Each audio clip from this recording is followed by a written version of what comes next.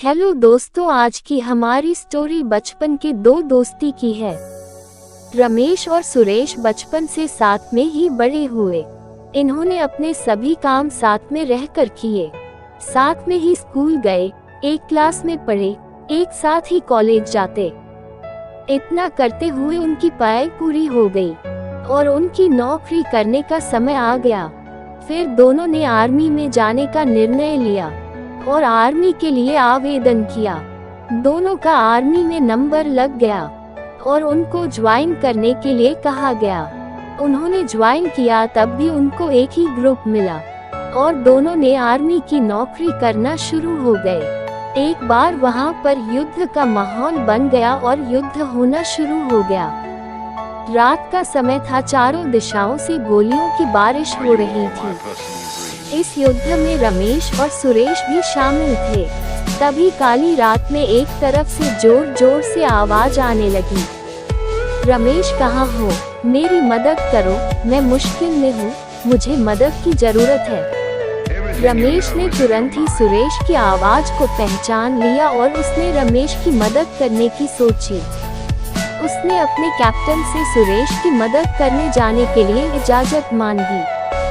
Captain ने तुरंत मना कर दिया कि तुम वहां नहीं जाओगे, हमारी सेना के पहले ही काफी सैनिक मारे जा चुके हैं और मैं और सैनिकों को कम होने नहीं दूंगा।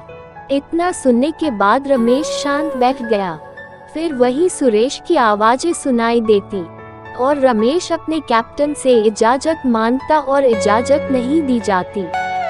फिर अंत में रमेश ने कैप्टन से कहा कि सुरेश मेरा बचपन का दोस्त है और हम दोनों साथ में खेले हैं और साथ में ही बड़े हुए हैं। आज उसको मेरी जरूरत है और मैं यहाँ पर शांति से बैठा हूँ, मुझे जाने दो, मुझे उसके पास जाना है और उसे बचाना है।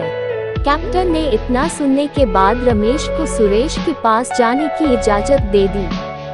फिर रमेश उन गोलियों की बारिश में अपनी जान की चिंता किए बिना ही सुरेश के पास पहुंच गया और फिर वहां से सुरेश को घसीटकर सुरक्षित स्थान पर ले आया। वहां पर सभी सैनिक और कैप्टन मौजूद थे। जब वहां पर रमेश सुरेश को लेकर पहुंचा तो सुरेश की जान निकल चुकी थी। फिर कैप्टन ने रमेश को जोर से चिल्लाते हुए कहा, मैंने मना किया था ना कि वो मर चुका है, वहां पर जाकर अपनी जान जोखिम में मत डालो।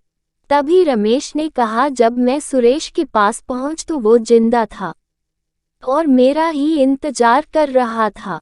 सुरेश ने मुझे ये भी कहा कि मुझे पूरा भरोसा और विश्वास था कि तुम जरूर मुझे बचाने आओगे और तुम आ गए।